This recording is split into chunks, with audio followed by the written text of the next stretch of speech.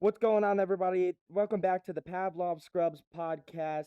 Today, I am joined with my good co host, Alan, Hola. and I am joined by special guest, Big Jazzy or Handiclapper. Yeah, it's mostly Handiclapper these days. Yeah, I There's a think few of the Jazzy was old like school your guys who still remember, but I just Yeah. tried to draw a yeah, disconnect away. yeah, Okay, so I'll try to keep it to Handy, right? yeah. So, how's your day going, Handy? It's awesome, dude. That's great. That's great.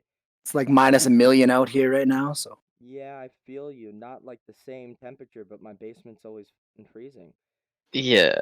Me being a cowboy, I hate the cold. Like me personally, I like anything below like 70 degrees in Fahrenheit, I'm like, no, too cold. Like I actually wear a jacket if it's below 80. So, What the you know. okay. Okay. Yeah. So Hundreds about my good temp. getting straight into like just the interview, why did you agree to be on this podcast? Alan asked me, mentioned it to me, and I always loved Alan. Alan was like one of the first people I ever met in Pavlov that was cool to me. So who was like a good player. Mm-hmm. So I've always had this huge respect for Alan. So he asked me, and I was like, oh yeah, sounds fun. Let's do it. That's great. Yeah. Yeah, Great. honestly, I've known Jazzy. It must have been like I think the first time I met you, it like must have been like what year, 2 years? It's been a while. Yeah, a couple When I years, I'd first, say. yeah, I was a yeah, contractors guy, and then I made the switch. Mm. yeah. Yeah, I remember like seeing you and whatnot in Pugs, but you had never joined the VRML Discord and I had not seen you in a single Discord, so we never really talked. I mean like in lobbies we would, but that's about it. Yeah, I never really Discord even today. I'm just a pubber through and through. Mm, Yeah, understandable. yeah. So I think the biggest thing that I really want to know on the overarching question is who the fuck are you? Like Like, who yeah, are you so really? that's the cool thing is like I get to play sports for a living. So I play wheelchair basketball for Team Canada. Mm-hmm. My real name's Chad Jasmine. That's why Jazzy kind of has always been my nickname. And so, like, day to day, my life's pretty sweet that I wake up and I get to work out. And with COVID going on, there's not a whole bunch. So it's like work out, play a little bit of PAV, go work out a little more, play a little PAV. And normally, like, day to day in a not COVID year, I'm traveling all over the place and like playing wheelchair basketball for a living. So just been kind of weird this last little bit. That's yeah. I Is mean, there is there any like I know like a bunch of sports have been canceled and stuff. But I guess like in the US I know for a fact like a bunch of stuff has been canceled, but like how's it in Canada with all that? Yeah, it's even more lockdown in Canada right now. Like, I have no access to a gym. So I have a parkade in my like condo I live in. So like I can do a lot of chair skills work down at the parkade at 2 in the morning when nothing's going on.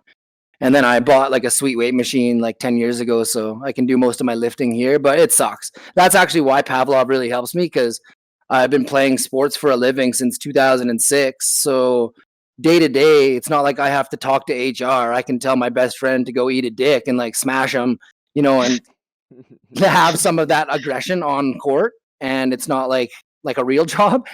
where you can't say those types of things, where I find there's a lot of same thing with video games. You kind of say what you want and the sports environment's a lot the same. So without like that competitive smashing and bashing of people in sport, I found myself a little lost. And so I find I need that competitive environment, and Pavlov really helps out with that. I mean, that makes Yeah. complete sense to me. Wait, do you get interviewed a lot? Because you're talking like you do.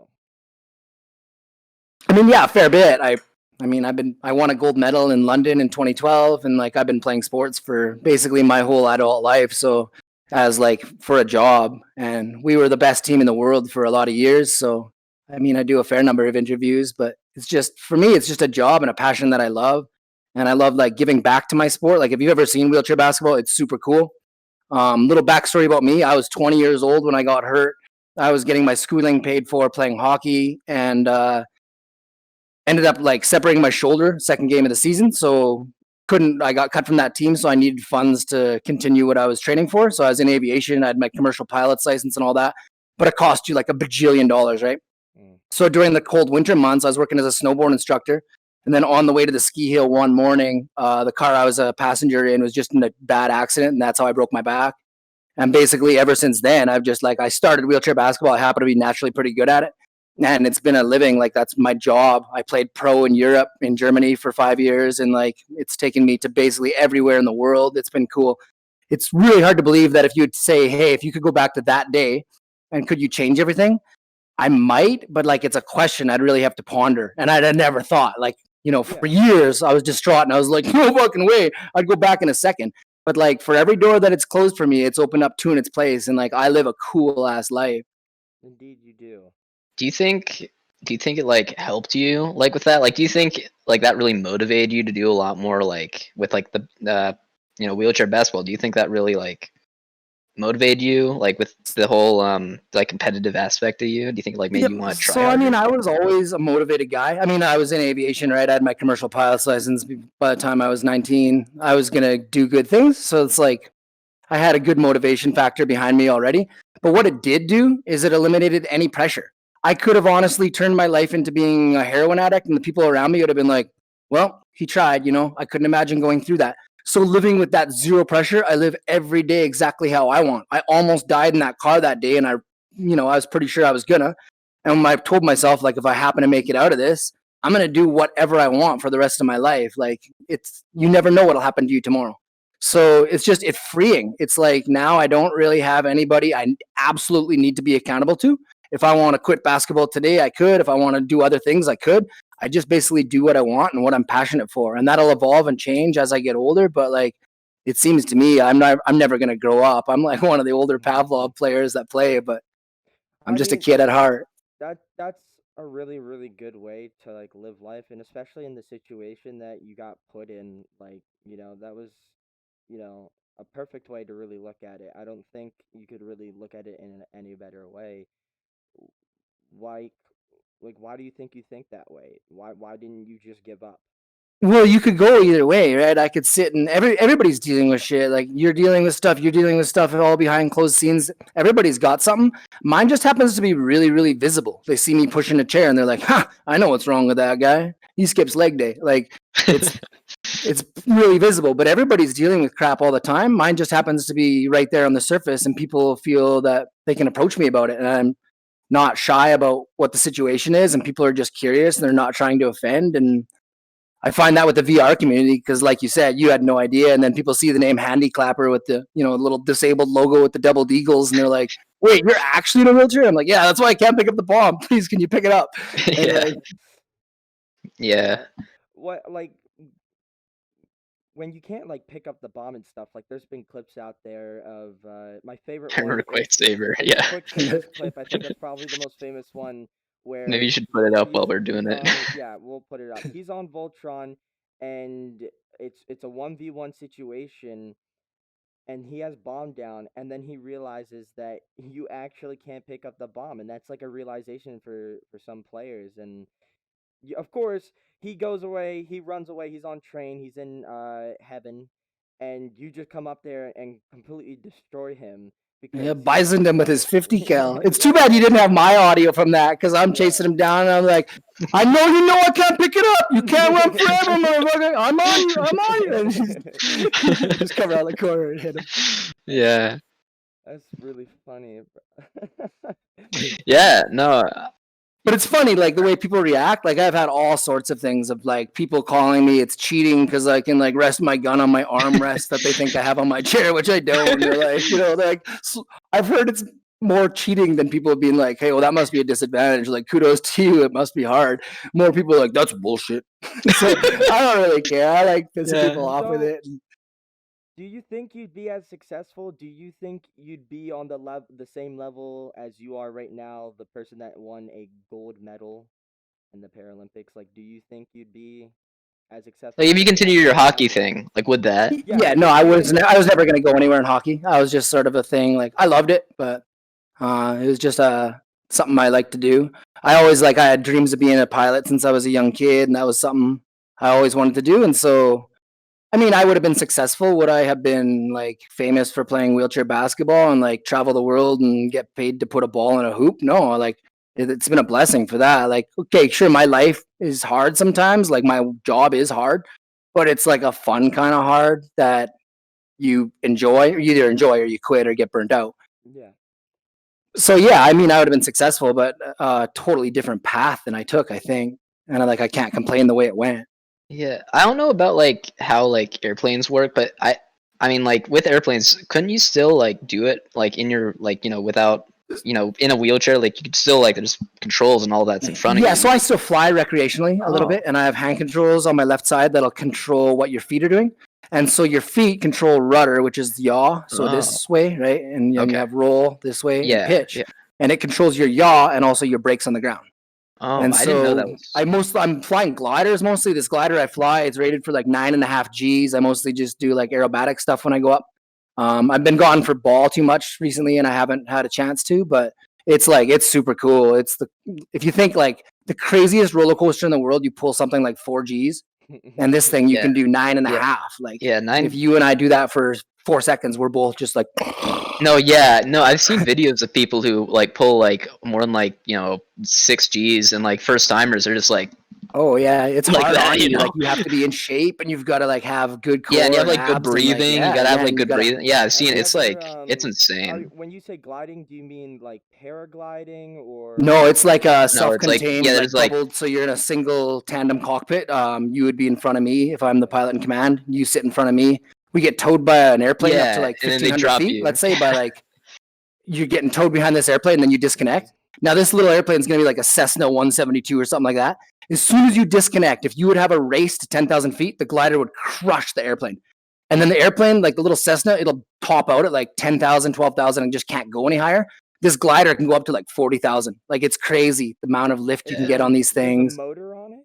No, No? it No, just it's all completely glide. runs Yeah. off of thermal energy. I live near the mountains, so you get a lot of updraft currents coming over the mountains, and like a hot thunderstormy day where you can feel that like energy building is not a great day to fly an airplane, but that's the day you want to fly a glider because you just have unlimited power. You can climb when you want. Yeah. No, I've seen videos of that stuff. It's It's like sick, dude. insane. Like you can it's just amazing because I mean, of course you can't really make like a one for like travel and leisure, you can't have like an Airbus made of a glider, You gotta it's just amazing because you can fly that stuff for like Yeah, they got like skinny, hours. long, long wings, and yeah, you can Yeah, stay up basically indefinitely on a day like that. You could stay up as long as the sun's yeah. out. Yeah, So I don't know, it's pretty cool. I'm assuming you played basketball when you had legs, right? Yeah, that's the funny thing. Well, I got legs; they just don't work. Well, But I mean, so that's the funny thing. I my didn't legs really. work. I'm sorry. I grew up. Okay, I grew up really rural Saskatchewan, Canada, like the Alabama of USA, kind of. Mhm. And like we didn't. I was from a town of 500 people, so we only had a basketball team 1 year, like an official team. And I was terrible. Like I was trash at it. When I started wheelchair basketball, I was like a pretty sloppy wheelchair basketball player. And I'm still not like the best shooter after all those years, right? But what I am is I'm super athletic and fast. And Mhm. so it runs on a classification system as well. So you being able-bodied, you'd be a 4.5, and I'm a 1.5. And so the lowest you can be is a 1. And Mhm. so it all depends on your disability. So it's to keep like an even number. You can have 15 Oh, points on the court at one time. Yeah. So like in Canada, we have oh, able-bodied players play with us. About 50% of the players who play are just able-bodied players, and for them, the wheelchair they jump into and strap into is like a pair of skates or Yeah. any other You athletic said equipment. in the documentary it was a piece of equipment, you know? Yeah, yeah, exactly. It's just like Cool. yeah, I think that's a great way to look at it. I mean, so you're telling me that you were worse at basketball yeah. with working legs than you were when you're in the wheelchair. Oh, for sure. I would crush myself, my former self. I would crush myself now. Like Well, I'm I a better mean, shooter. I'm like at every aspect of the game. I'm better. Like I could shoot 3-pointers probably left-handed better than I could right-handed before. so how come when I look up your stats, it doesn't say anything for three pointers? Like when you were in like championships and the I'm Paralympics not and sure. everything. You should be able to look that up. I'm sure because statistically, It I said believe in Rio statistic. 2016 Paralympics, I think statistically I was the best 3-point shooter there. I think I shot like 3 for 5. I didn't take many, and my job really isn't to score. I'm kind of like a blue line plumber, just like blue collar plumber who gets out there and grinds and talks shit.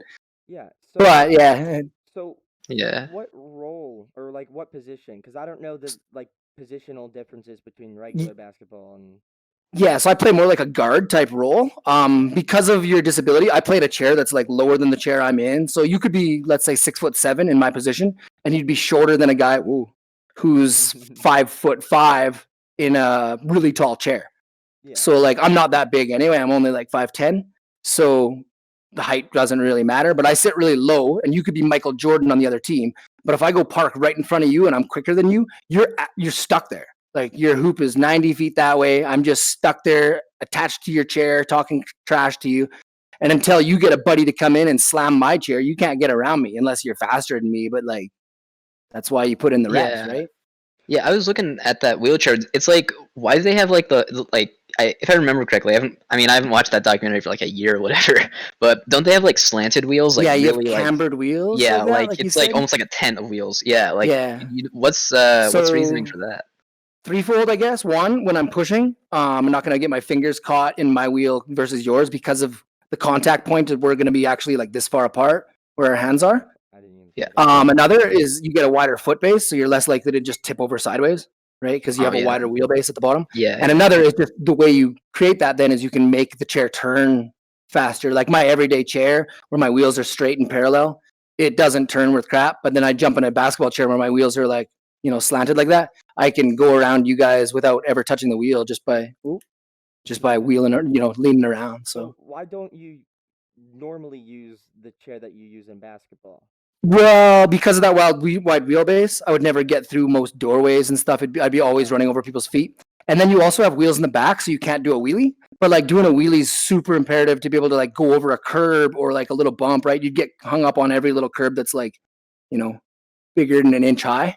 Where I can go down like a flight of stairs in this chair, I just hold on the railing and like send her, and like, what's the worst that can happen? I'm already in a wheelchair. Yeah. No, yeah, it's kind of like using like a race car, like a professional like race car for like, recreational stuff. You're not gonna Yeah, or use it. like using Yeah. a race car for like hauling wood. Yeah, that's a good one. That's Yeah. a great. That's a great allergy. I mean, you Allergy. could do Analogy. it. It just wouldn't Analogy. be effective. Yeah. So, is it possible to buy like a jersey that's like got your number and your name on it? And if so, can you sign it for me? I think actually, I'm not sure about a jersey. You could I get know you like can custom t-shirts and make stuff them. on wheelchairbasketball.ca. So that's like our Canadian website for it. Mm-hmm. You could buy stuff on there. Of course, I would sign it. I could probably. There you go. You can have a raffle for your Oh, for your yeah, podcast. that would be interesting If actually. anybody actually wants to win a Jazzy jersey, I'm sure there's at least a good 100 Yeah. people that want. Yeah. but I'll Yeah. send you some signed trading cards. Really? Trading Yeah. cards, yo. You have Heck trading yeah. cards? Wait, trading I have cards all for like kinds of stuff. basketball or like wheelchair basketball, or is it like Like just I used to. Part of what I do is I also go into schools and give talks to kids, and like I'll bring like a cargo van full of like 20 wheelchairs and bring them to like basketball wheelchairs and bring them to a school, and then come back to that school every day for a week and like teach kids how to play wheelchair basketball. Usually there's like that's one or two kids in the school who don't get to participate in gym class, and it sucks. It sucks sitting on the sidelines. So now you put them even keel against all their buddies, and like everybody likes wheelchair basketball, whether you can walk or you can't. It's super fun to play. So it's like, and it gives people a good perspective on disability and stuff. So like that's a lot of what I do outside of things. So some of these talks and stuff, I had sponsors that had me like cards and trading cards and stuff like that.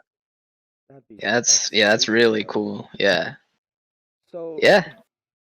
what's it like traveling to these different countries like every 4 years? Like, would it? Well, I mean, for me, it's not every 4 years. Like, if you look at my average year, I'm in Japan like twice a year, and like England a couple times, and like Germany a couple times, and USA somewhere. And you'll be like in a given year. I think my most year, I did 94,000 air miles in a year, Mm. and like that's a That's a lot. lot. That's a Yeah, lot, a lot. that's But a I was playing lot. Yeah. overseas at the time. I was What? playing in Germany, so like every other, let's say once every other month, I'd be flying back and forth for like 5 days. Like literally get on a plane after my game ended in Germany, fly, meet my team in Vegas, land, be straight on the court, be there for 5 days, and then like my team had picked me up somewhere in Germany on the other end, and I have to play a game like 2 hours after I land. It was hell. It like burnt me out a bit. Mm. Yeah. I mean, People With think that, that all the travel's but glamorous, but but it gets old. what about like the countries themselves and like besides like playing basketball in them as well? Like, do you ever? I mean, I have to assume that you go around and holy crap, holy crap. I've got this wandering analog and it keeps making me stand. There we go. oh yeah. So Now I'm when good. Yeah. I like what's it like exploring these other countries? Like, I have to imagine that you do it at least a little bit. Yeah, a little. They pretty much own our time. So like, let's say if Yeah. I'm gone for 3 weeks, I'll have like one afternoon off to go explore castles or something like that in Japan or whatever. So it is cool that I do get to see a lot of the stuff.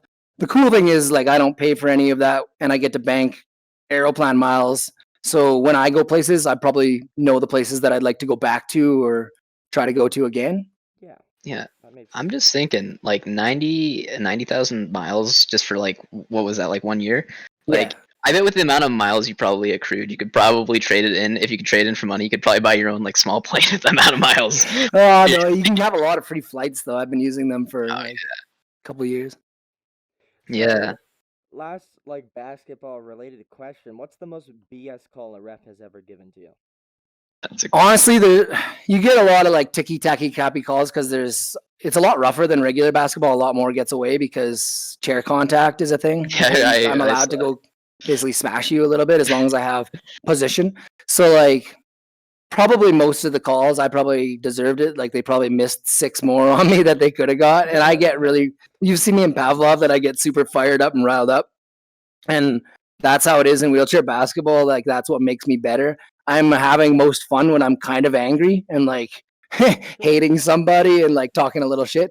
And that's the same thing I like for Pavlov that I need that like extra inspiration to like go out and smash some people and like Yeah, I live there's on that. there's never been a call where like you did not Oh, there's smash been someone. several, but like lots of those I was probably wrong, right? It was just Yeah. caught in the emotion of Yeah, it and like I remember I remember watching some wheelchair basketball and it reminded me of how like us like Americans really like look at like Canadian hockey because there's so many like I had like this one kid in my school who knew like a lot about Canadian hockey specifically and it was like there's like this one guy on this Canadian team who would always like it's almost like a strategy in hockey to beat up the other person until they can't like play hockey anymore. And I was looking at like some of the wheelchair like a while back when I was looking at this like it's almost kind of like hockey in the regards of like how much there's physical contact. Even it's not really physical, but like there's just so much contact, right? And I was shocked because it's like you'd think that like for a sport like basketball is like non-contact, like mostly,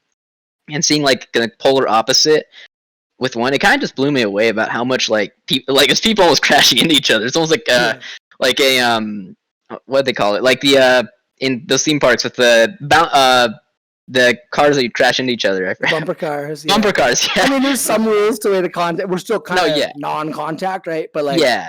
if I have position on you, you can't just sidestep around me and go. Yeah, And if yeah. you're going 100 miles an hour and have to dribble the ball, and I'm just parked there because I came out of nowhere, it's like it just sucks to be you. Yeah.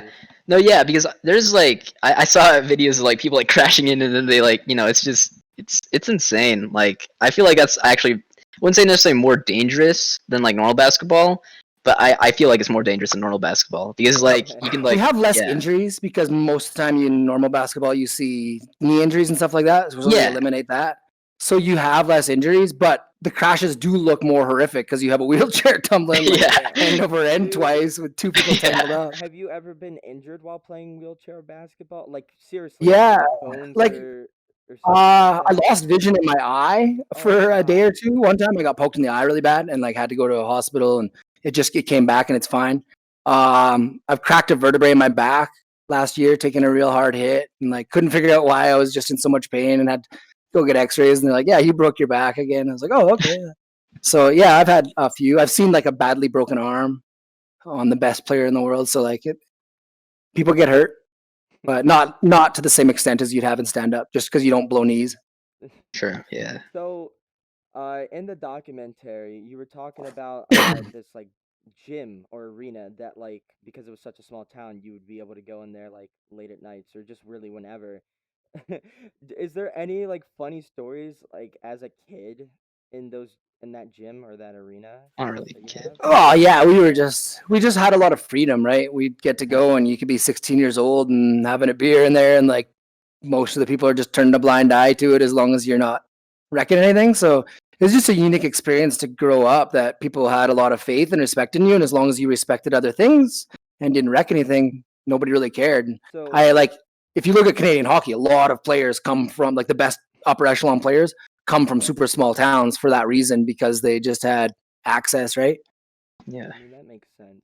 So you weren't really Yeah. like a misfit as a teen, you would say. No, like I mean, yeah, I partied a lot and did a lot of things, but like I wasn't an idiot about it, so I didn't burn my bridges of things that I could, use. Yeah, that makes sense. I Yeah. mean, I don't think I've really been put in that position where like I have this special thing that I get, but I could easily mess it up if I do something stupid. Um, you know, Oh yeah. I was gonna ask, like, in regards to like VR, like, because I remember earlier, I think before, and I think you mentioned a little bit here, that like with VR, it's almost liberating as like being in a wheelchair and stuff, and like I've seen that like there's a lot of possibility with VR being helpful for people who like you're in a surgery room, you can't move for like what a day or two, and like just being in VR really helps with a bunch of stuff. And I'm like, do you think there's like a future in that, or do you think like how has it helped like you like almost because I know like in a wheelchair you're not limited per se because you can go virtually anywhere in a wheelchair. It's just sometimes difficult and there's a lot of public stuff for that. But I don't know, is it like It's super liberating freeing. almost? No, it is. It is super liberating. Like I joked with you before that like sometimes you'll see me in Pavlov when I know my team's winning. I'm just running up and down the stairs going woo, like, just because I can, right? Yeah. And people always get a kick out of that. But for me, it is super liberating. Once I like put on the headset, and especially I find if I grab my if I play the gun stock, it feels so much more immersive. Like I can trick myself that I'm actually there versus like you said, being in a wheelchair doesn't stop you from doing things. I guess you're right, but it does make things a big pain in the Yeah. ass. And I'm Yeah. still more like an upper echelon user that I like. I still probably do more active things than you. That I go out and I kayak and I ski, like I sit ski down mountains and stuff, and I get out and I do a lot of things like that. But it's not always feasible and not always in your budget or not always, with COVID stuff going around, it's taking a giant chunk out of my life of things that I want to do. So I do try to get more people to try it out who are in wheelchairs. I think it's even just us sitting around here having a conversation like that, it still feels more genuine than it does on a Zoom call or something like that. So if I live alone, I'm pretty isolated right now, training alone every day. It tricks you enough that you get that social aspect, and a lot of people need that. And not just the social aspect, but I'm there running around, doing things on roughly the same level you can do things. Sure, I can't Yeah. duck down and reload my gun, but like I can be competitive. I'm still a decent player at it, and oh yeah, if you work at it, you can be great.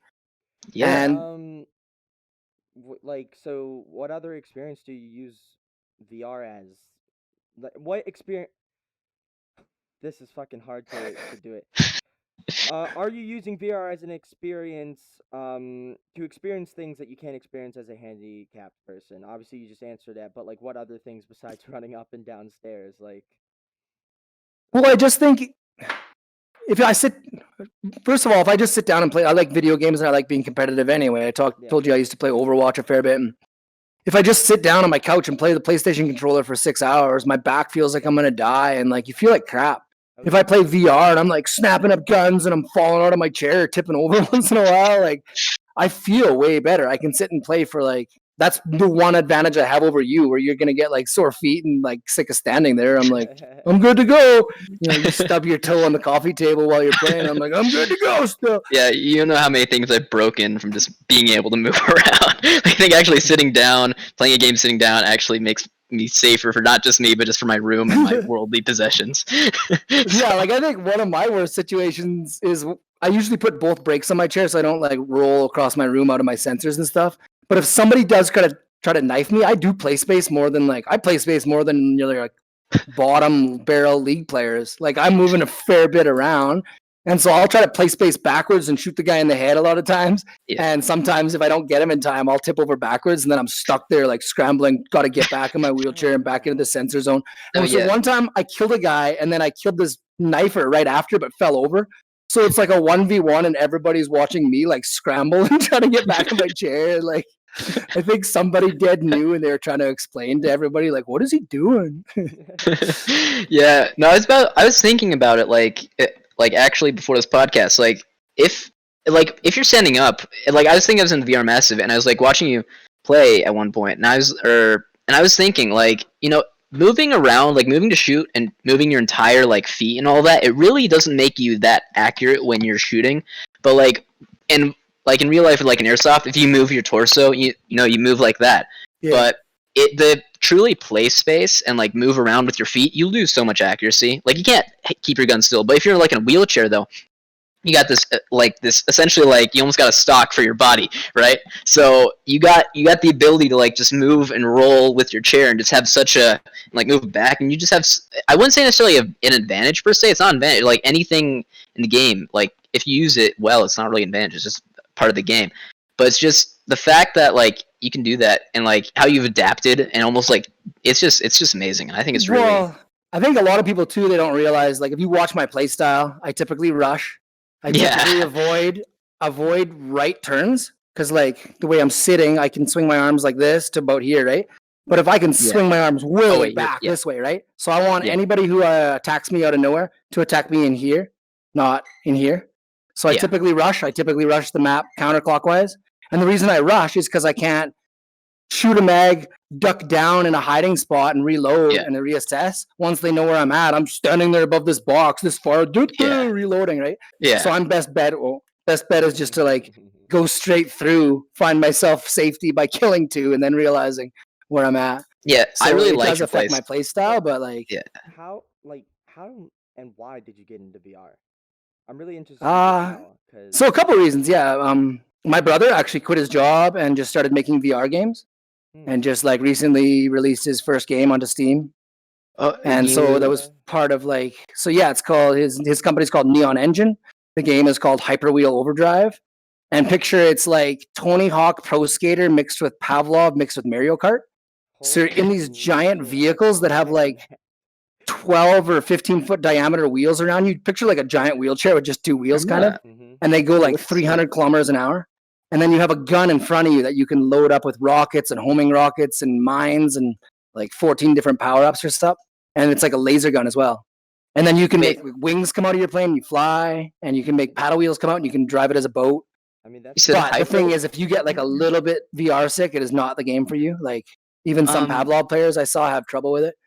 What'd you say the name was? I'm just looking Hyperwheel Overdrive. Hyperwheel Overdrive. It's super fun. You guys got to jump in and play sometime. I mean, it sounds really, really cool. And so basically your brother making games for VR like was really what got you interested? Well, and I wanted to try. I bought in really budget with like a crappy computer that I can't really upgrade that well, not knowing whether I'll be able to play it at like a very high level. And like I hate being the worst player in the world, and I wasn't sure if I could be good in a wheelchair. And like I like first person shooters, so that was my main thing I was looking for. So got into it for that, and like it was a learning curve of like realizing I got to play the game a little. You know, when you're dead in S&D and you're ghosting the people who are like good and you're kind of seeing what they do. I would do that a fair bit like everybody else does, but I also would be like, okay, I can't really do it quite like that, and find my own play style that works for me, that I'm not just getting caught and dying all the time. But once I got it and got to be a decent enough shot that I can hold my own, it was super fun for me. Yeah, I was just looking at the Steam page right here. Like I got a little pinned right up here, and I mean, it does look. I mean, I personally don't really like the visual style too much personally, but I was looking at it and like I saw like people like drifting around in first person. Like, yeah, that would give me motion sickness immediately if I just started VR. But it does look like amazing though. Like it just being able to like shoot and like move around. Yeah, you were right. It's like Mario Kart with like. Yeah, now they have grinding, so you can get on a rail and then you balance your vehicle by like moving your arms to balance the vehicle for grinds. Because there's a stunt mode and then there's like capture the flag and stuff. Yeah, so we actually did have a good lobby of like 15 Pavlov players one night and played like high level with like pom and people who were good at the game, who were also played a little of that. Clips of that game. I might have to. Yeah, you should jump in and try it out sometime when my brother's on. We're streaming. It's not for everybody. Like I said, he probably eliminated 80% of his user base just because. I mean, Pavlov makes people sick too. Sometimes you see people in S&D and they're like, "Whoa, dude, I'm floating around here. I'm not doing good." And like, I think eventually you get your VR legs under you. But what we also realize is I think a big component of that is genetic. My dad, we bought my dad a computer and a VR, and he plays Pavlov, and we bought it for him to test my brother's game as like another tester who's not just like my brother and I. Yeah. And now he's up to like 2 a.m. lots of times playing Pavlov. Like he's better than your bottom of the barrel league players. And plays like a fair bit, and it's funny because he hated video games and he was terrible at it, but it translates better Where Yeah. if he Yeah. played on a PlayStation controller, he'd be spinning at the roof, like, spinning, looking at the roof. He plays in VR. He knows how to load a gun. He knows how to shoot a gun in real life. A lot of that transfers. Yeah. Yeah. I I mean, that's a was big thing that we talked about in like I think the last episode, right? Or the or the second episode. Like we talked yeah. about a lot about translations between real life and whatnot, and the main Yeah. thing was Like I was like, thinking or well I was just gonna say that like I got a lot of my friends into VR at certain points, and like a lot of them were like especially with, like my older, like with my family and stuff. I showed my family I showed one of my cousins came over, right? And he's pretty old. He's like what, like 30 something, and he tried it for the first time. And he was like amazed at it because he sucked at video games. I remember him trying to play CS:GO. It was terrible, but he just naturally got accustomed. Like, okay, so this is grip, this is trigger finger, this is like pointer and all that, and that's how you move. And suddenly he was able to, like, reload a gun, or like he'd pull out his flashlight and look into that creepy corridor. And then when I showed him Phasmophobia, it was the funniest thing.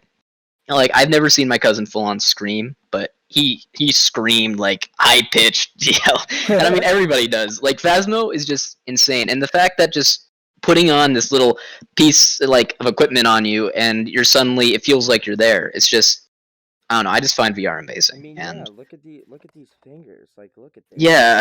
It's just like, oh, I mean, sure, it's at its so current satisfying. state, it's not one to It'll one, flip you and I out. don't think we'll be one to one for hopefully not that soon. I don't. It's just gonna be like amazing, but just the fact that even with so much like jank, I guess, to VR, yeah, and you can still get so like immersed into it just because you got a screen duct taped to your eyes. It's just it's just amazing that like It still people, tricks you. yeah, like So for instance, this table right here, like, it's not yeah, real, right? yeah, But if I lean forward in real life, like if I get past a certain point, I can't come back up. Like, I got to use my arms to push me back up.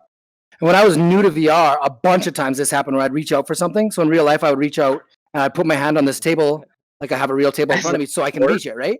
yeah. But so many times in VR in the very beginning, I would reach through the table and fall out of my wheelchair and do a somersault Oh forward. my. And my brother, knowing what's happening, like, he would be like, "You tried to lean on that table, didn't you?" And I'm like, "Yep." And I'd be laying on the ground. Like, it tricks you enough I that, I like, Yeah, I personally, I'd never done that. I mean, the first VR experience that I got was the PSVR with like the Batman VR game. yeah, I got that. It was really good, and I wish they like continued something with it. But I, I think like my main thing is that I got like really sick from the PSVR because it was such low quality and it was such like an early thing compared to like the CV1, the or Right. Index of Live and stuff like that.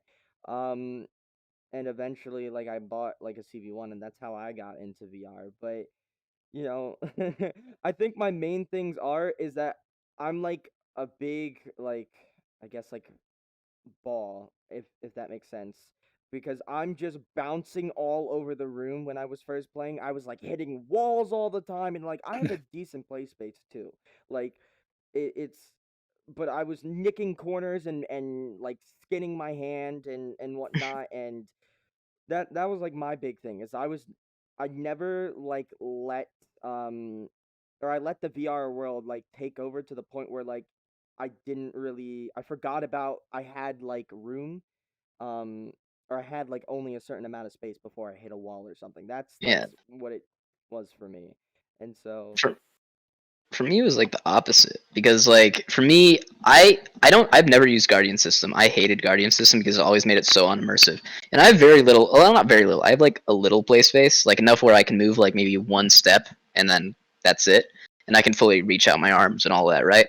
But I never used it because it always felt so obtrusive. Even with like the outline, just pulled me out of it. And for me, I just disabled it, and I never ran into anything. I've never broken anything too badly. I haven't run into walls or anything, or any of that. And for me, VR's always been super immersive. Like, I remember my first time playing Arizona Sunshine. It was the first game I ever played. I hated how it looked. It burned my eyeballs, and it gave me such a bad headache. But I always was stringent on playing with the smooth turn and smooth movement, even if it gave me such a headache because I couldn't teleporting just felt so weird. So it really helped me get VR legs, and it was just so immersive and just that first experience in VR got me hooked, and now I'm like 2,000 hours in total VR time, and it's just I don't know. I can barely play a normal game that's not VR because of how much VR has affected me. Oh yeah. So Yeah, I don't bother at all. yeah, So, just I don't know. Yeah, sorry. does anyone on your basketball team play VR with you? No, I've been trying to get people. So I got an ex basketball teammate who's like on the sledge hockey team, I believe, still. He What? streams a bit and plays VR. He jumped in Pavlov one time and like played, but he was pretty new, and I have trouble turning down like the sweatiness. And I think he just wasn't ready for that. Where I was like, "Come Yeah. on, let's go this way, you guys, come on, sir." You know, it was just a little much for him. Dude, the So I bomb's could, right there. Just pick it up. God This is damn how it, you just play. push How do I? five. Just How do I? yeah. How do I get it? You know, how do I plant the bomb? I don't know how to do. How do I do lot of defuse? things. Yeah. And Why is so it yeah, he flipping? plays a fair I'm bit. clicking it.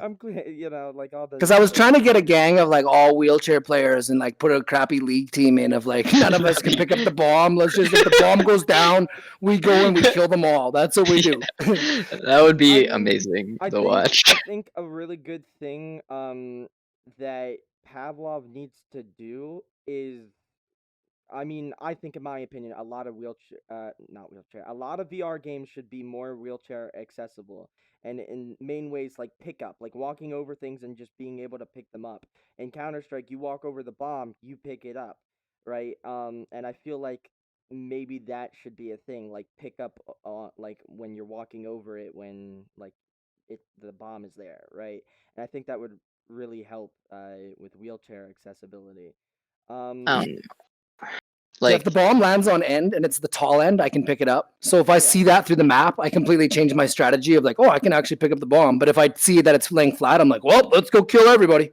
yeah. Have you ever like intentionally just said like screw it, I'm like gonna get on the ground, and like you like intentionally like fall out of your I can't like it still wouldn't pick it up bomb. because it's probably like this far below my actual floor. Oh. Like if I Yeah, actually because like when I'm picking it up, I'm actually touching the yeah, ground and I'm lifting my head as high as I can. That's the only way I can possibly get it if it's on end. yeah, Because because I'm you have to sitting at like 4'6" yeah, and I'm standing in Pavlov at like 5'7". So there's like an inch and 13 inches different or something. Yeah. yeah, yeah. So No, I was. Oh well, I was just gonna say that like with like Pavlov, I don't want to be like devil's advocate or anything, but I mean comparatively, there's not. I don't want to say because there isn't that many people because I used to work. I worked with a couple devs on advertising their games and stuff, and like it, some of them said that for like small indie games, it is kind of hard to give implementation for all that stuff because they don't want to sound rude or like they don't want to help people in wheelchairs. But comparatively, there's not that many wheelchair people compared to like people who can stand. Same with left-hand users. Some say they don't want to do left-hand bindings because there's only like what like 8-10% of the population or whatever, right? If at all. And I mean, I'm all for that, but like for small indie games, it might not be too feasible. I If think I was it's working with easier to build in from ground up than you think, though. no, yeah, I mean, I'm not a game And it's dev, not so just yeah, like whether you're in a wheelchair, but like lots of people are like, you know, they just don't want to stand anymore. yeah, that They too, worked at yeah, whatever job and they can't yeah. do it. And No, so I I'm think all, like it doesn't hurt you to put just sort of accessibility type yeah, options no, in there. I'm all for it. I'm all for it, and yeah. like yeah, Shifted. There's a game called Shifted Veil. VR, or now they renamed it Veil, but they specifically are working full for accessibility. And it's Yeah, really good for them. Like so they've got if you want, yeah. sorry, but the first play test that we did, I was immediately like, so like, are you working on any like wheelchair accessibility? Because there's this really good Pavlov player named I who remember asked when me. yeah, I literally did that, and yeah, they just I was there for I that. was I was really surprised. I came back like last weekend or the weekend Oh, like before, 2 weeks ago, yeah. yeah, and did like a play test for them, and they're like, yeah, so we've been like working on like handy chair accessibility. I can't remember exactly what they said, but they said they were working on it. I was like, Yeah, I got Yeah. a message about that too to come try it out because I heard that they did a good job of Yeah. that as well. So I'm gonna have to Yeah. try that out at some point. Yeah, because like with but I mean Pavlov doesn't really have an excuse for it. I mean maybe in regards to like people turning on, like if in Pavlov if you were able to just walk around and if you went over something it automatically picked it up, and even if it was meant specifically for people with wheelchairs, it wouldn't. People would exploit that because it'd be like, okay, I just run around, pick up all the guns, and then and just with my feet, well, But and And that's why you Yeah, could just make it so that it's bomb specific. Like that's yeah, limited like bomb ammo specific thing would be. Yeah, is really like stupid, and a lot of league players like really think that it should be a thing, but in reality like it completely would ruin like the motion and completely change how you play. And it's like I yeah, love the way you can play. You can either run in or you can just walk the entire time. yeah. Like if you have limited ammo, you don't it just loses your options. And Like same with like picking up guns from the ground. Like, of course, does affect like people in wheelchairs or people who play seated. But at the same time, it's like it's a core mechanic of the game that you can't just like teleport a gun to your hand or like grab it out of midair and just like it, Yeah, I agree. yeah, it's like you shouldn't just change like a core mechanic of the game, of like having to bend down or crouch or like get in the cover. Oh god, I have to grab this gun that my teammate just died, and like that just adds to the immersiveness. And like I don't really want to see that change just for like I think a I yeah, fix mean, would be I getting but a like within fix a though. foot of the bomb. If you can get within a foot of the Yeah, bomb and if and it's grab, specific for then the you're good. And if bomb, it's just the bomb, I yeah, don't care. Like I don't yeah, care if I get free yeah, guns. That's why I learned how to use a Bison. That's because I yeah, don't ever get free guns. So I'm just like, yeah, well, I guess I'll just get good at the cheap one. yeah, yeah, I yeah, mean, that's fair enough. And I mean, there's many ways to go around it. It could be a setting option where like you could like bomb pickup on walkover or something like that. And yeah, you just yeah. click it and do that. And it's different for each player. I'm not saying that he should completely change how the game works. No, yeah, yeah. But I definitely think it's a thing that could happen. Maybe if people were more adamant about it and like speaking up about it, but I've never really said anything to a whole lot of people. Like the only time Wow. I did it was like Vale, where I was like, you guys should definitely do this. This is really good player that's in a And I wheelchair, and think I I let him think you play. can do that with Veil because like with Pavlov, it's a lot harder to get in contact with devs Oh in yeah. general for at least for Pavlov. Well, But it's ironic because for my podcast or for the last episode, you wanted to know why it was named Pavlov, and I messaged him, yeah, and then he and then replied. 2 minutes And later, he literally yeah, replied, and so yeah, yeah. Yeah. Sorry, it's just that my parents were saying that. Oh yeah, the Super Bowl's happening, which I forgot. But it's fine. We can continue the amazing podcast. But no, but I was actually like with Dave. Like I think Dave. Like none of us really like know Dave. Like he could be anything. And I think people give him too much shit for not saying shit. Because a lot of game devs, they don't say like they choose not to be super explicit with what they're doing all the time, and there's a huge stuff to it, right? And I don't know how game development really works, but I know it's got to be challenging and stressful and a bunch of stuff. And yeah, I don't I know. agree with that. It's just like sometimes I do admit some things I can like see why a bunch of people would be very angry about him changing certain thing or doing something. But same goes for every game, right?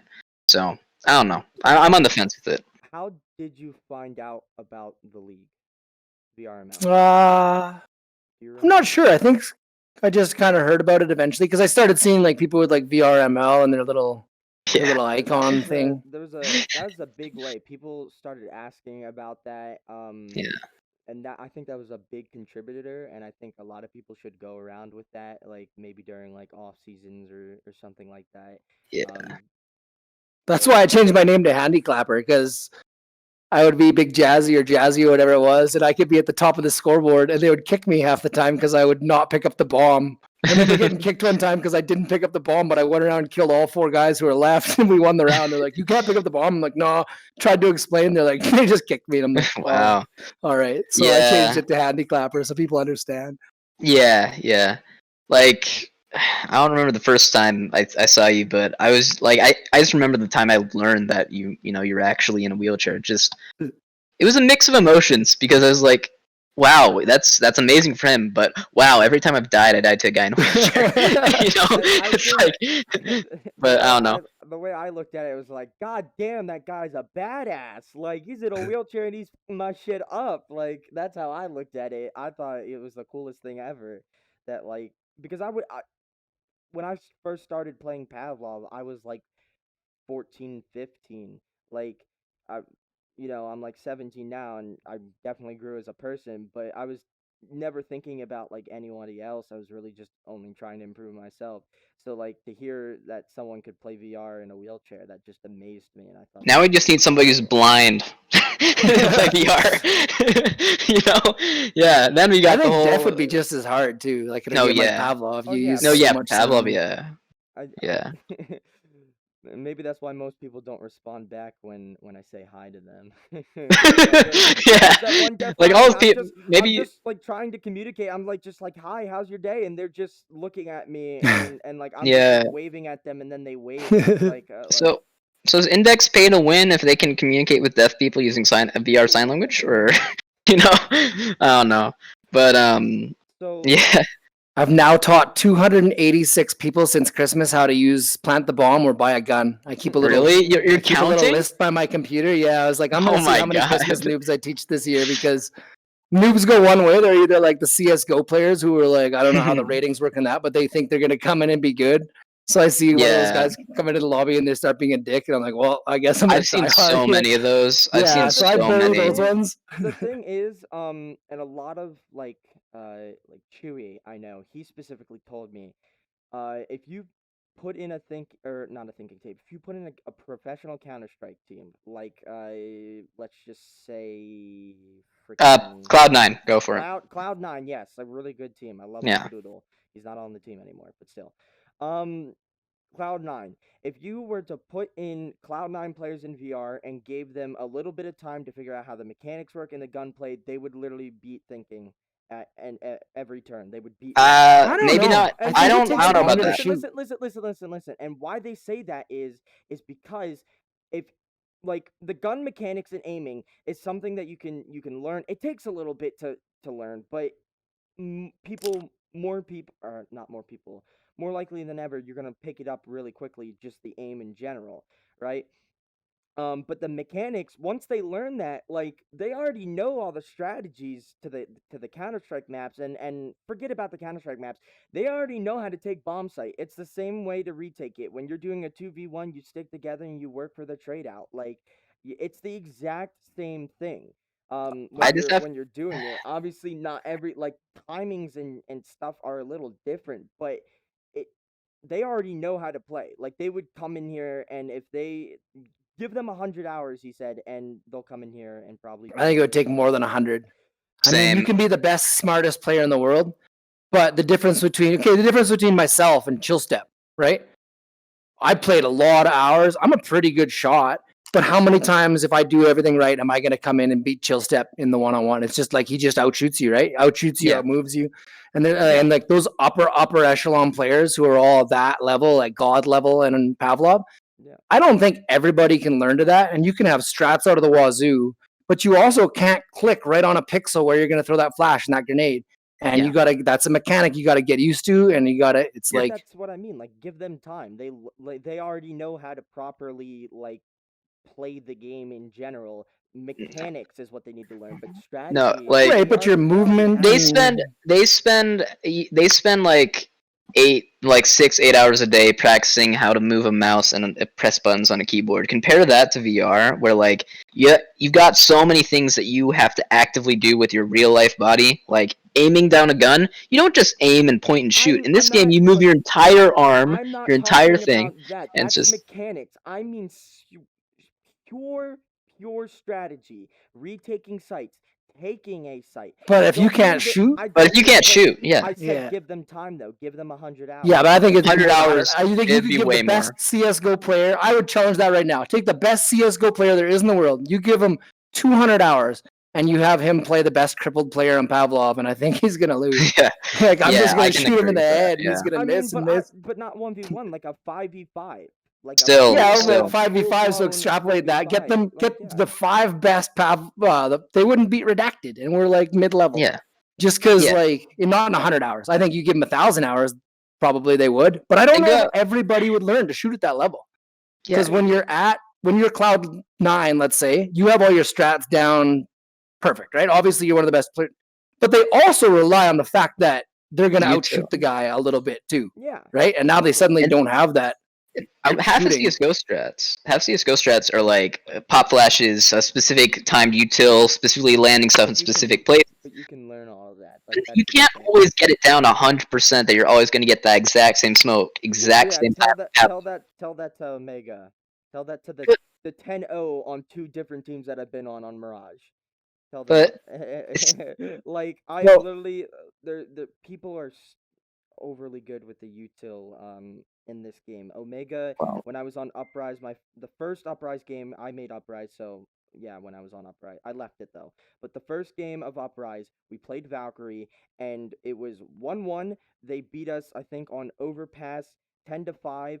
We beat them on Dust 2 10-9, and then we were looking into it. We were feeling really good, and I think I don't know who was home and away, but we played them and they 10-0'd us, and most of the encounters were nade. It was nade, nade, nade, nade, nade. And now nade spam is not nearly as bad. But it just goes to show Psychosis goes ahead, and we think we're like really bad at Dust too. We're not. We were pretty bad at it. But we decided we were gonna play of all maps Mirage against Omega, and of course we got 10-0'd by them. We couldn't win a single round, and 90% of the encounters were grenades. Like the only yeah, like the when you're playing that team, you really need to win those pistol rounds because yeah, you win yep. because I mean if you're a team like Wrecked or Thinking or Voltron going down the list, Dream Team and yada yada, so on and so forth, you have that aim down. But if you're a mid-tier team, like let's say, I mean, you said you guys were mid-tier, so let's just say Redacted because I don't feel like thinking of some other team. If you're a mid-tier team where you're going against Omega, who are pretty decent with the guns already, right? Yep. They win 2 rounds in the game because you have to save obviously after you lose the pistol round. They have util now. They like you're well, screwed against those guys. I They're don't know. I just unbelievably think, freakishly good at with the util. but still, like it. But back to like the point that we just dragged Yeah, on. yeah. The point. With The CS:GO. CS:GO, you don't learn that in 200 hours. You don't learn all the movement, the gun mechanics, and all that. You don't learn that in 200. Like I remember, compare me 200 hours to like 1300 hours I am now. But how much CS:GO did you Completely play? different. I have like 1,000 hours in CS:GO. Yeah, but like it's all So base mechanics and whatnot. I look at get it. CS:GO. I Well, got to let's okay, like okay, hold I on. think Let's LEM, move on and because we got way off top or not way off topic, but you got way off we topic. did. We But we you kept continuing the conversation. okay? Okay. I think really I want to know why you joined Redacted. And maybe even why you left Flying Kiwis if you're all right with speaking about that. Oh yeah, I Why you left left Black flying. Ice? That's a good Yeah, one. I was in Black Ice in between there, just Mm. temporarily. I left Yeah, Kiwis. I think it was just a way to just kind of grow and expand, and I like playing with new people. And got lured to Black Ice yeah. by I Red, Yellow, Blue, and yeah, I remember. I'm so like I want to know about that because Red. Look, people say I can be convincing, but I don't know how the hell Red convinced like half the people to join Black Ice in the first place. I bet he's got like a really like good accent. He's either got a thick wallet or a silver tongue. So one of the two, you know. maybe both. So or maybe both. Yeah. No, But but I was continue. wondering because as soon as Red left and like one other guy left, you just left with O for show, and I don't know how he convinced you guys. Like, what was like the stuff behind that? well, yeah, he just wanted us to come play, and I was looking for a new team, and I wanted to play with Overshow. He was a good Yeah, pubber. I've been yeah, trying to get a team together for a while of just like good pubbers. I had my eyes on Pompon Head and Foon the Raccoon, and yeah. I just get remember trying a to get pub on. squad down of like just good players. And I Yeah, think we'd the do pub all right, squad. and just who are good players who just like kind of have fun. And so then Yeah, when Overshow wanted to jump over, I was like, yeah, I'll come with too. And we have yeah, like a bunch of cool players on Yeah. Redacted as well, and that's changed over yeah, a little bit, but like it's a pretty good fit and it's been cool. Yeah, but why did yeah. you like initially join Redacted? Or like wait, Max has started Redacted. So why did you and O for show Well, join? it was a split off team of who was it? It Yeah. was So I had offers from like better teams, but I don't yeah, really want to play like I know I'm not like caliber for like top 5 teams. I'm probably more like 10th place team kind of caliber is where my skill set is. Yeah. And so I'd rather play on a team like that and have fun and still be competitive with the decent teams and like, try to beat the mid tier teams. I just yeah, for my life, like my life is literally performance based. So I kind of still play VR for fun, so I want some competitive aspect to that, but I don't want to be like practicing for 5 hours and stuff like that on So the little things. yeah, Yeah, I and relate to that. that Yeah. really moving on to the last question that I have. What's the difference between high level sports like basketball or wheelchair basketball and playing Pavlov in the VRML? So really, when you when you look at like the mental approach of that, not much. Like my current mental performance coach that I have through Team Canada, he's actually an ex. He used to play NHL for like pro league NHL on PC for money and stuff. So and he just like goes through what your like game prep is and things like that. And everybody's different. You want to get your like arousal level right to the right spot and stuff. And the approach that you'd have for like high level like VR sports or esports, whatever game you're playing, is roughly the same thing. You're just doing something on muscle memory that you've practiced thousands and thousands of hours in, whether that's keyboard and mouse, whether that's popping off with the AK or whether that's switching threes, right? It's Yeah. muscle memory that you've just done 1,000 times and you try to rely on that and you try to get your headspace right that makes you aggressive enough, but still under control, wherever that is for you. I like to be a little over aroused for basketball, and probably that hurts me for Pavlov, where I should think a little more. Plus, I'm not much of a hider, so I should slow down sometimes. Sure. But you could take the same approach in both. If you look at like high level esports teams, I bet you money they have a sports a sports coach or a mental performance coach or something behind them that helps them also get to there. Yeah, I relate to Jazzy a lot because like I kind of have a similar play style where except for me with dual revolvers, you know. I always like rushing. I almost never hold back unless it's like 10 seconds, and if you die, you lose a round or whatever, right? So for me, I know it's a big mental game. You know, if you come in best mental game ever, but you're having a bad day with an AK, you can still do really good just based on mental alone. But you know, if you've warmed up for 2 hours, you're ready for this league match. But then, you die a couple times, you start going like 0-3, 0-4. You start getting in your head, and that's when you start losing performance, right? And I don't know, for me, I have always come from like, you gotta have a good balance of fun and like practice and trying, and like really doing it. And like, for me, I just really like like in League, I kind of got tired of League because of the amount of like hard, like at least teams I was on, it started getting to the point where I was like, it's not really fun anymore. And I don't know. I see Jazzy and I'm like you get a good balance, you do the good you do good balance for like the mental game and like, playing in like league and stuff. And I guess it's off season now, but I I don't know. I think I really relate to you, you know? It's just the way, the aggression, the plays, and I don't know. I look up to you, So I don't know. Or I guess look down, but like but Okay, okay. come on, look, Okay, it's not okay. offensive. It's like, His look, name used to be Ellen is toxic. yeah, you got to be honest. But, no, but it's that type of thing. I like you've made it in like the competitive place in real life, and like I come from the school thought like always play to your best and always try to like get better at everything. Like for me, I try to mix in workouts and Pavlov, and I'll do like 10 push-ups every time I die or something like that, and then your arms are dying because you died 1,000 times, right? Yeah, So that's my day. I'm going in like lifting in my next room, right? And that's why I have yeah, 3,000 hours on Pavlov. Probably like 2,000 hours are actually playing. And most of the yeah, time, I'm just doing like bench press sets and stuff. And then I come back and try to hold my gun up.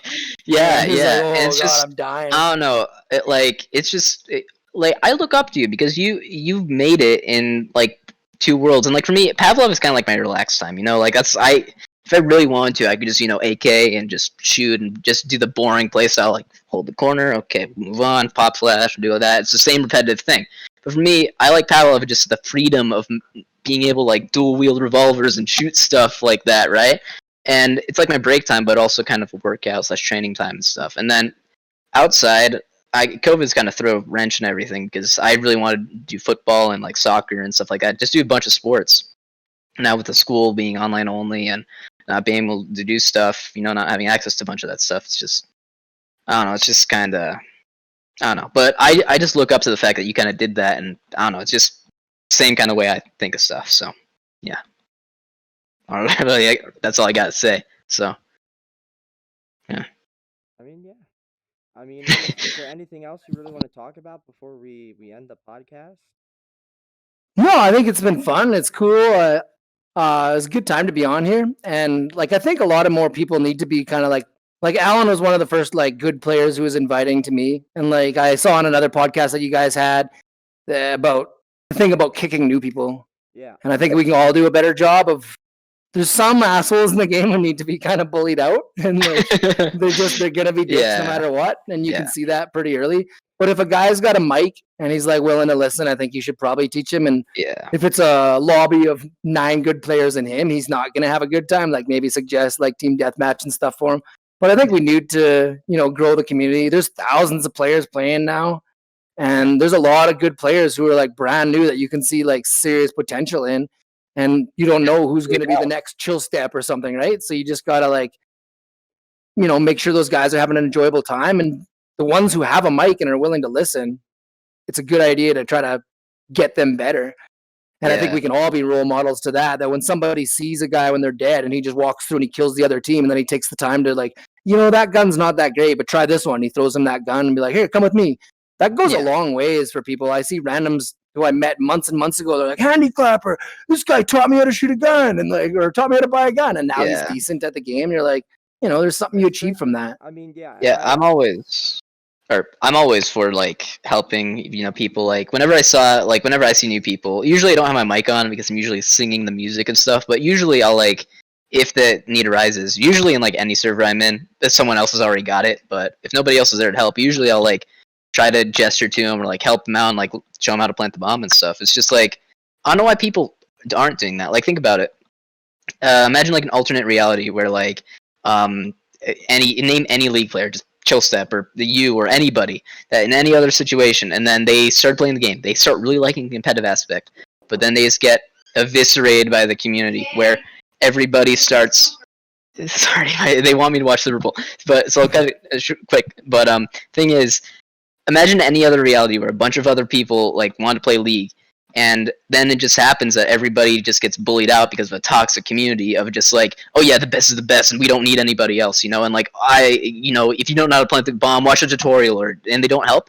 Just like you're killing the community, you're doing stuff to it, and there could have been like, imagine like 2 new players or who just started or whatever, and then they get bullied out. But in alternate reality, somebody helps them, and suddenly they become the next chill step, they form the next big team. There's so many lost possibilities, and I don't know. I just like helping whoever, and that's me in real life, out of real life. It's just I like helping people, and I don't know.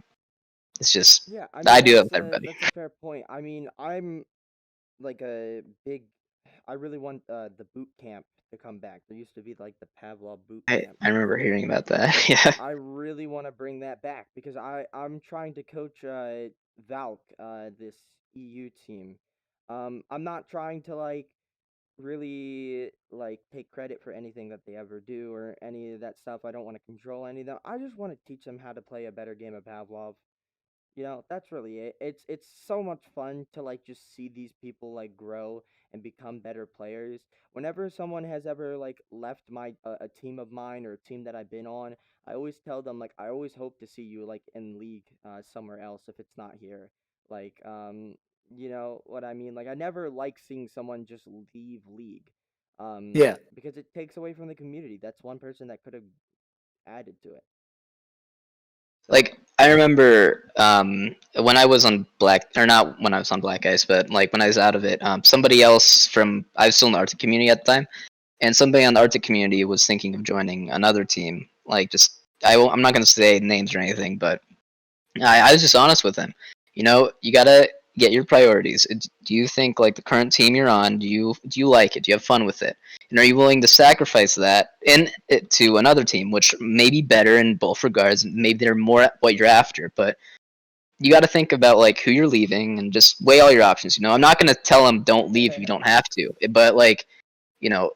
He was thinking of leaving the team like midway because it's still like mid season, wasn't really late season per se. But then he stuck it through, and I don't know. I really I don't know. I I mean, just think people that's the same. shouldn't. Like, Yeah, yeah, that's the same thing.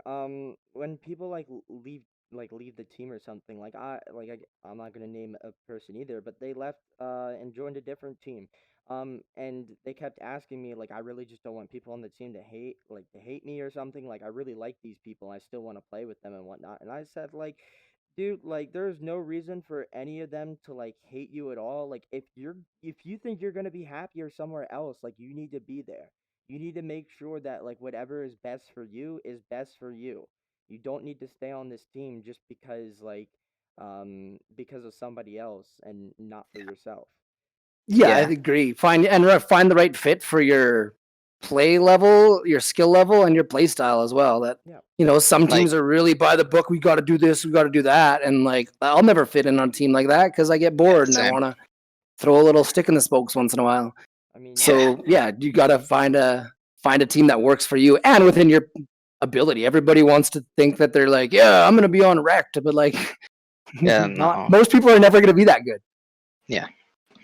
Yeah. Like back when I was on Unicorn Holders this like year and a half ago, I actually left initially from them because I really wanted to join this team called Yakuza or 100. I acted a lot different back then. I was thinking like I'm gonna be the best. I want to work. I want to be super serious about this, right?